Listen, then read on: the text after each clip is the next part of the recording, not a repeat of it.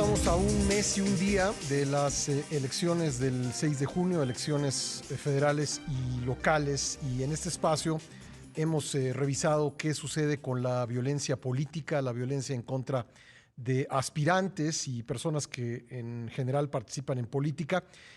Una consultoría que ha dado un seguimiento muy puntual a esto y que a la que hemos recurrido ya muchísimas veces es ETELEC, cuyo director Rubén Salazar se encuentra en la línea telefónica. ¿Cómo está, Rubén? ¿Qué tal, Pascal? ¿Cómo estás? Muy buenos días. Me da mucho gusto estar en tu programa y buenos días a todo tu auditorio. Bueno, estoy revisando los datos que traen ustedes y ahora los Sí, comentamos en detalle, pero pues ya el número de agresiones es sí. 64% superior al mismo periodo del proceso electoral 2017-2018, Rubén. Así es, sí, la verdad es que pues sí es un tema que nos debe preocupar, porque además se trata de una elección intermedia, ¿no? Donde no está la carga o la presión que generalmente provoca una elección presidencial, como lo vimos hace 3 años, ¿no? Y a pesar de ello, pues tenemos como bien lo señalas, ¿no? Una cifra 64% superior en relación a todas las agresiones que estamos evaluando, desde amenazas, evidentemente los homicidios en contra de políticos y candidatos, secuestros, incluso actos de intimidación y maltrato físico y o verbal, aquí sí entre militantes de partidos rivales, que son agresiones que se han venido presentando sobre todo en ciudades muy importantes, ¿no? Donde algunos grupos de choque o de militantes les impiden a otros realizar actos proselitistas, hacer labor política en muchas colonias. Lo hemos visto incluso en alcaldías importantes de la Ciudad de México, como en la Benito Juárez. Entonces, sí hay un Destrucción de clima de propaganda hemos polarización. visto también, ¿no? Sí, exacto, Sí, el robo y destrucción de propaganda. sí. De hecho, yo pensaría que este clima de polarización, este es un tema que debe analizarse porque nos ha costado mucho trabajo, por ejemplo, y lo voy a decir con total objetividad porque es real, ver cómo hay una narrativa en la cual estamos observando una serie de mensajes demasiado hostiles, pues desde lo que es la presidencia hacia la oposición.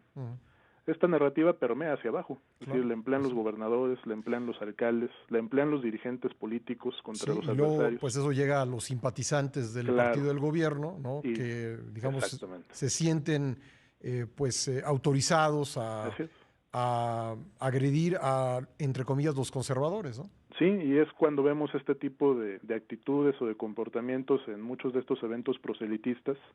Llega un candidato, llega una candidata con sus brigadistas, con sus simpatizantes, y llegan los grupos de choque, ¿no? A reventar los actos de campaña. En muchos de estos casos incluso ha habido disparos de armas de fuego. Y esto es en lo que se refiere a esta variable que es que tiene, digamos, una connotación muy política, pero hay muchas más, ¿no? En donde estamos observando que aun cuando la cifra de políticos asesinados, pues sí tiene un descenso del 15%, hasta el día de hoy, hasta el 30 de abril, que es este corte que presentamos, han perdido la vida 79 políticos, pues han aumentado muchísimo las amenazas. Por ejemplo, también tenemos eventos en los asaltos y los robos sin violencia han aumentado muchísimo, llegan a robar equipo de cómputo, de Sí. telecomunicaciones, papelería electoral, documentación. A muchos candidatos directamente van y extraen todo esto en oficinas partidistas, en sus vehículos. Es decir, si hay un clima de acoso, de hostigamiento, de amedrentamiento, ¿no? Frente a quien quiera aspirar a un puesto de elección.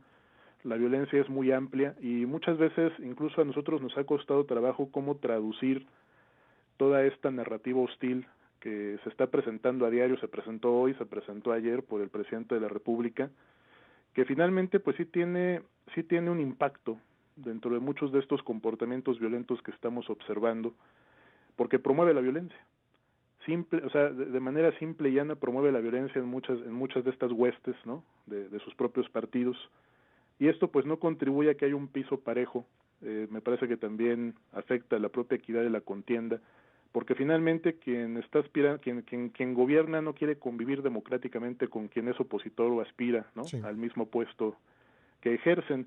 ¿Y esto qué es lo que provoca? Que se esté pretendiendo conservar el poder, Pascal, a través de la violencia, ¿no? Porque la comunicación que se está empleando en este sentido para denostar a la oposición también es violencia. y no solo a la oposición, a los periodistas, a los activistas, a quien no piensa igual, a quien no comparte el mismo proyecto de gobierno, a quien cuestiona determinadas acciones de gobierno o actos de corrupción o incluso de negligencia criminal, como lo que ocurrió con el metro. Bueno, pues todo eso me parece que no se está traduciendo por pues digamos, a través de una comunicación que esté operando bajo el marco de la democracia, ¿no? Sino a Siempre través de se ha este marco de sabido, violencia. Rubén, que pues un gobernante tiene que tener mucho cuidado con sus Sí, palabras. claro. Eh, yo creo que incluso todo personaje público o incluso una persona como un periodista que tiene un micrófono, pues tiene que ser Así cuidadoso es, con lo que dice, ¿no? Y correcto. sí estamos viendo, como tú bien dices, que en las conferencias mañaneras, pues se expresan cosas que luego otras personas entienden como una autorización para ser violento. Así es más, a veces ayer tuvimos una reunión en la que nos preguntábamos cómo procesar toda esta comunicación, esta narrativa tan hostil hacia la oposición, porque no solo es del presidente, es de muchos de sus funcionarios, Sí. en este indicador de agresiones, porque finalmente son agresiones verbales, ¿no? Mm.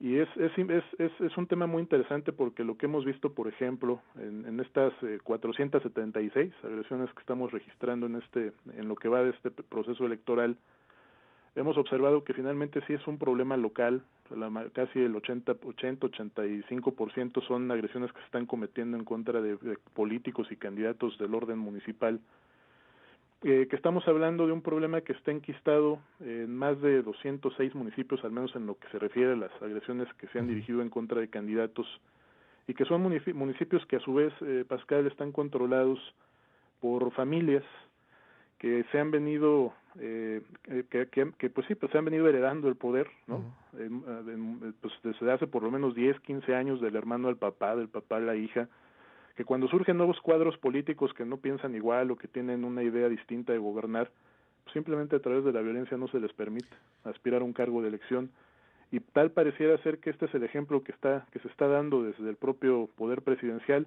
Sí. porque la oposición es la mafia, ¿no? Ese es el calificativo y es muy grave. No puede haber un proyecto distinto más que el mío. Eso es autoritarismo. Y esa comunicación me parece que no es precisamente la que puede contribuir a que esas conductas de violencia que se están transmitiendo hacia lo estatal y hacia lo local, pues se transformen en un comportamiento democrático Ujú.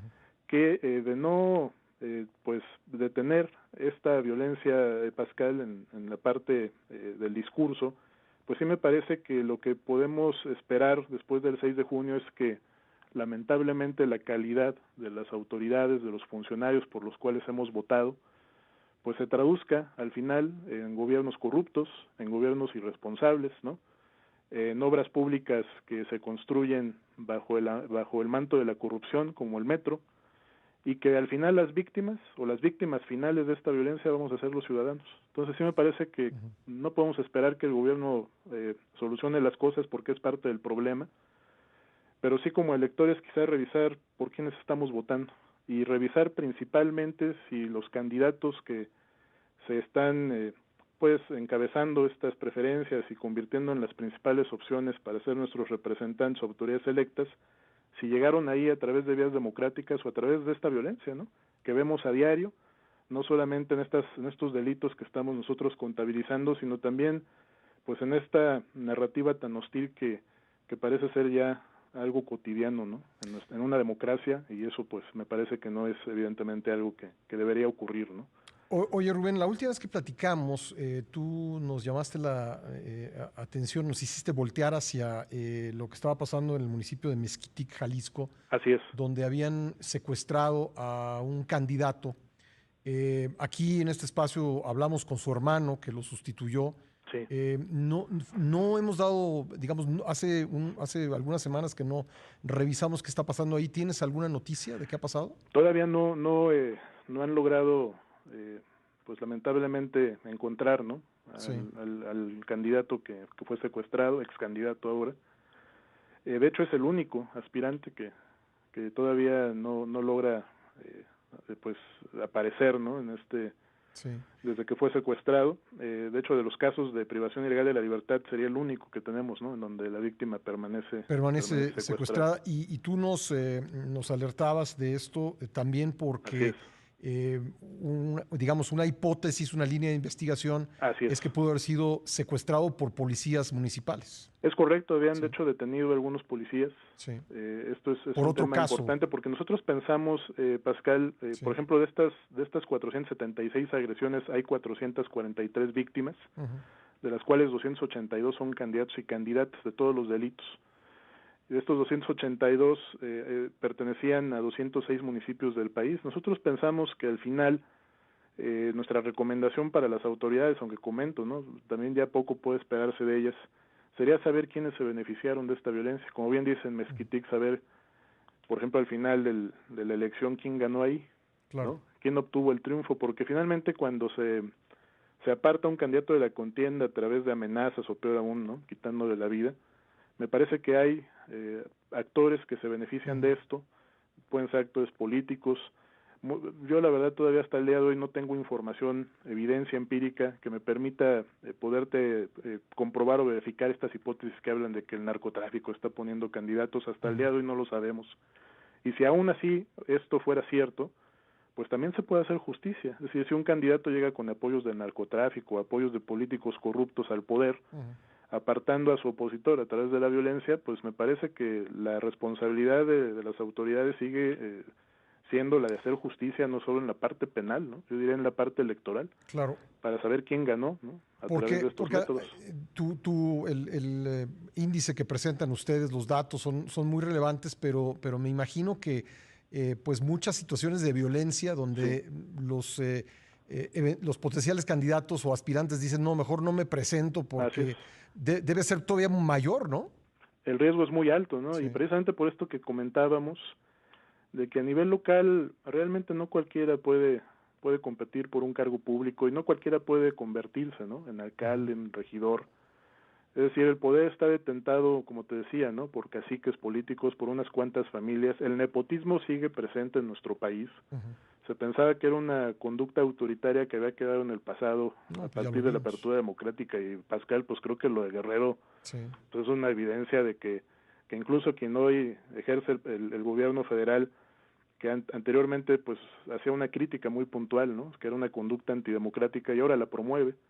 Entonces, yo la verdad pienso que es un ejemplo, un indicador de la manera en cómo se está ejerciendo el poder en México, de que realmente la democracia pues no solamente podemos hablar de una democracia electoral y de que cuando vamos a votar y elegimos a nuestras autoridades, pues es un indicador suficiente para poder hablar de que en México la democracia opera, ¿no? Bajo estos estándares, cuando tenemos este tipo de conductas, ¿no? Que previamente a la jornada electoral pues ya se amenazó a un candidato, ya se le quitó la vida, ¿no? Ya se le hostigó, ya se le amedrentó, y que por otro lado estamos viendo que lo hacen candidatos que tienen todo el apoyo, ¿no? De quien gobierna, del alcalde, del gobernador, muchas veces hasta con un lazo familiar, ¿no? Pues sí. Como lo hemos visto ya de manera constante. Entonces, sí es me parece que es un reto, ¿no? Yo pensaría no tanto para la autoridad, sino para los propios electores, el poder identificar perfectamente por quién están votando y a través del voto pues poder también evitar que pues darle el poder a candidatos que están llegando a través de la violencia a esas posiciones políticas, ¿no? Pues Rubén, te agradezco mucho que nos hayas acompañado y si nos lo permites volveremos a hablar antes de las elecciones. Claro que sí, Pascal, será un gusto. Gracias. Muy buenos días, un abrazo. Un abrazo, Rubén Salazar, director de la consultoría Etelect.